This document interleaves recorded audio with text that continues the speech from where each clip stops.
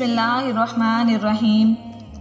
پیارے دوستو، آج کی اس ویڈیو میں ہم اللہ کے ایسے پیغمبر کے بارے میں بتائیں گے جن کو زندہ سمندر میں ڈال دیا گیا اور جن کو ایک مچھلی نے نگل لیا۔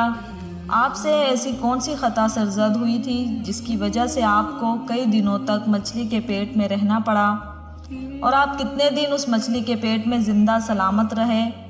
آپ نے کون سی ایسی دعا پڑھی تھی جس کی وجہ سے اللہ رب العزت نے آپ سے اس آزمائش کو دور کر دیا، اور آپ کتنے دنوں بعد اس مچھلی کے پیٹ سے باہر تشریف لائے؟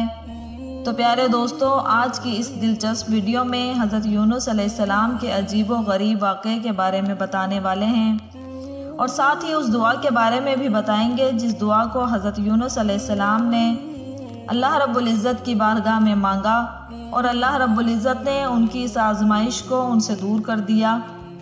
یہ ایسی دعا ہے کہ جس کو کوئی بھی مصیبت زدہ یا پریشان لوگ پڑھیں گے تو اللہ رب العزت اپنے فضل سے اس کی تمام پریشانیوں کو دور فرما دیں گے۔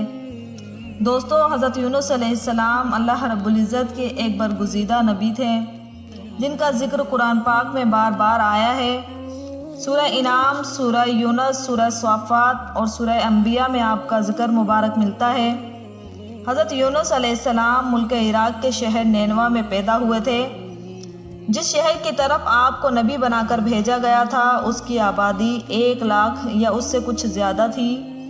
آپ بھی لوگوں کو بت پرستی سے منع فرماتے تھے اور اچھائیوں کی ہدایت کیا کرتے تھے۔ اس بات سے آپ کی قوم آپ کی دشمن ہو گئی۔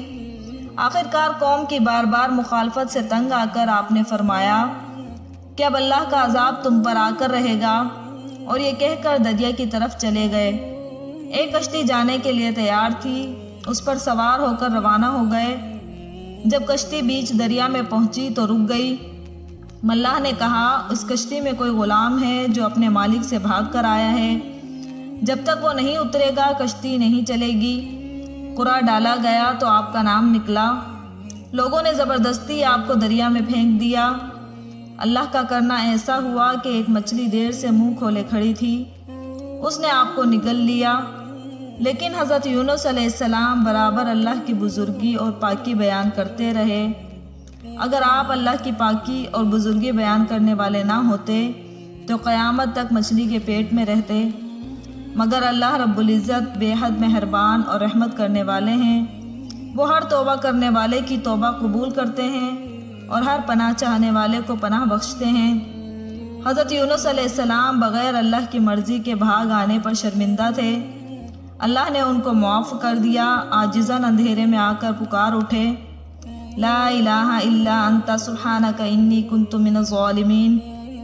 اے اللہ، تیرے سوا کوئی عبادت کے قابل نہیں، تو پاک ہے، میں نے اپنے اوپر ظلم کیا۔ اللہ تعالیٰ نے ان کی دعا قبول کی اور غم سے نجات دی۔ مچھلی کے پیٹ سے نکال کر سمندر کے کنارے پر ڈال دیا اور اس پر ایک بیلدار درخت لگا دیا۔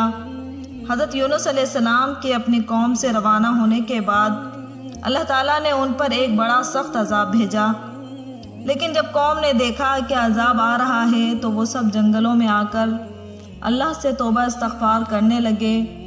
اللہ تعالیٰ نے ان سے اس عذاب کو دور فرما دیا۔ حضرت یونس علیہ السلام اچھے ہو کر دوبارہ قوم کے پاس آئے تو وہ ان کے انتظار میں تھے، چونکہ انہوں نے اپنی آنکھوں سے عذاب دیکھ لیا تھا، اس لیے سب کے سب ایمان لے آئے اور صدیوں تک امن و چین سے رہے۔ اس طرح اللہ کا وعدہ پورا ہوا کہ جو لوگ ایمان لائیں گے ان کو خوب رزق دوں گا اور برکتیں عطا کر دوں گا۔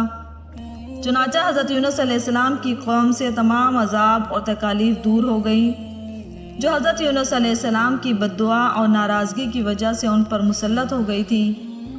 پیارے دوستو، حضرت یونس علیہ السلام نے مچھلی کے پیٹ میں جو دعا کی، یعنی لا الہ الا انت سبحانک انی کنت من الظالمین، اب جب کوئی مصیبت یا آفت نازل ہوتی ہے تو اس دعا کو پڑھا جاتا ہے، اللہ پاک اس کی برکت سے آفات کو دور فرما دیتا ہے۔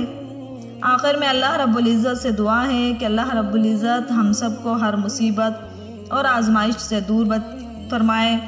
لیکن اگر کوئی مصیبت آ جائے تو اس دعا کا ورد کیا جائے، پورے یقین کامل کے ساتھ انشاءاللہ وہ مصیبت اور پریشانی اللہ کے فضل سے دور ہو جائے گی۔ اللہ پاک ہم سب کو صبر و ثبات اور ہر حال میں اپنے مالک کے حقیقی کی تعریف کرتے رہنے کی توفیق عطا فرمائے، آمین۔